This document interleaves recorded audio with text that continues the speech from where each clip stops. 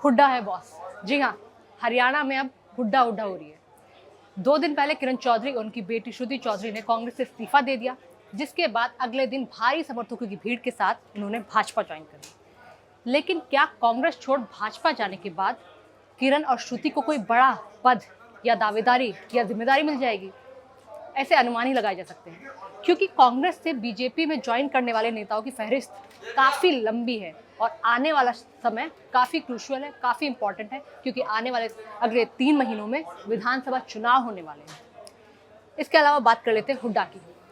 हुड्डा की हम बात क्यों कर रहे हैं? क्योंकि किरण चौधरी को एक तरह से हुड्डा की टक्कर का नेता माना जाता था, लेकिन आज किरण चौधरी कांग्रेस में नहीं है और हुड्डा से वो नाराज चल रही थी। उन्होंने लगातार आरोप लगाए थे कि हुड्डा के कहने पर जो उम्मीदवारों के नामों की घोषणा हुई थी लोकसभा चुनाव में, वो उनके कहने पर ही हुई है, जिससे वो नाराज थी। इसके साथ ही अपनी बेटी श्रुति चौधरी के भिवानी महेंद्रगढ़ सीट से टिकट के लिए वो मांग कर रही थी, जो नहीं मिला। उसके अलावा उस सीट से रावदान सिंह को उतारा गया, वो भी कांग्रेस से चुनाव हार गए। इसके बाद किरण को ये कहने का मौका मिल गया कि अगर उनकी बेटी को टिकट दिया जाता तो हो सकता है वो चुनाव जीत जाती, और ये जो 50-50 का रेशियो है ये 60-40 भी हो सकता था। इस बार लोकसभा चुनाव के नतीजों ने काफ़ी चौंकाया है, पूरे देश को चौंकाया, खास तौर पे हरियाणा के नतीजों में, क्योंकि ऐसी उम्मीदें भी नहीं थी कि कांग्रेस कमबैक कर सकती है। कांग्रेस ने अच्छा और बहुत ही उम्दा कमबैक किया। रणनीति ने यहाँ पर कई बार जो मुख्यमंत्री रह चुके हरियाणा के, यानी भूपेंद्र सिंह हुड्डा, शुरुआती दौर में दीपेंद्र हुड्डा और भूपेंद्र हुड्डा चुनाव प्रचार और कैंपेनिंग में नजर आते थे। आखिरी के दिनों में राहुल गांधी जरूर नजर आए थे। यानी कि हाईकमान का पूरा भरोसा भूपेंद्र सिंह हुड्डा पर है और उनकी रणनीति पर है। उन पर भरोसा जताया गया, उन्हें जिम्मेदारी भी सौंपी गई और जिम्मेदारी का बखूबी नतीजा भी हुड्डा की तरफ से देखने को मिला है। इसके अलावा बता दूं, जो आने वाले 3 महीने में चुनाव होने वाले विधानसभा चुनाव, उसमें मुद्दे यूँ तो अलग होते हैं, लेकिन जिस तरह से स्थितियां अभी बनी हुई है उसके मद्देनजर ये देखा जा सकता है और समझा भी जा सकता है कि कांग्रेस और हाईकमान पूरी तरह हुड्डा पर निर्भर है और हुड्डा पर विश्वास भी कर रहा है।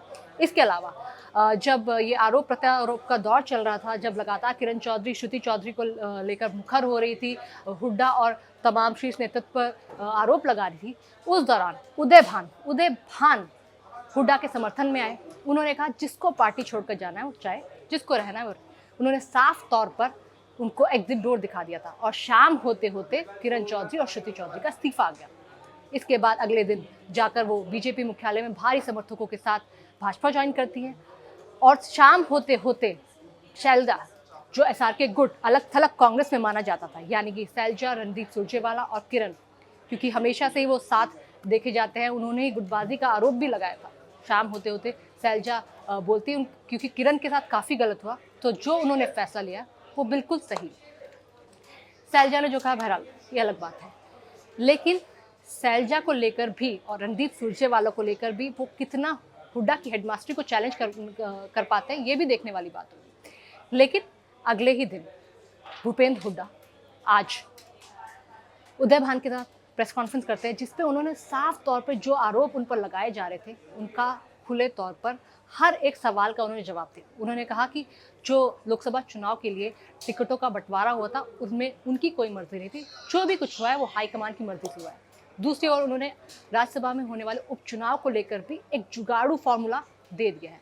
लेकिन बात इससे ज़्यादा महत्वपूर्ण और हो जाती कि अगले 3 महीने में जो विधानसभा चुनाव होने वाले हैं उस पर हाईकमान भूपेंद्र सिंह हुड्डा पर बिल्कुल भरोसा जताए हुए, और जो राजनीतिक पंडित हैं उन्हें भी लगता है कि कहीं ना कहीं कांग्रेस को किरण चौधरी और श्रुति चौधरी के जाने से कोई खास फर्क नहीं पड़ रहा है, उल्टा हुड्डा का खेमा और मजबूत हुआ है, और जिस क्षेत्र से किरण चौधरी आती थी वो भी कहीं ना कहीं मजबूत दावेदारी हुड्डा की तरफ ही जाती है। तो क्या आने वाले समय में हुड्डा ही अगर कांग्रेस की तरफ से CM पद के दावेदार हो सकते हैं, ये तो आने वाला वक्त बताएगा। लेकिन आज की जो स्थितियां हैं वो यही दर्शाती हैं कि आने वाले समय के बॉस हुड्डा ही हैं। इस पर आपका क्या कहना है? आप भी अपनी राय जरूर दर्ज करें।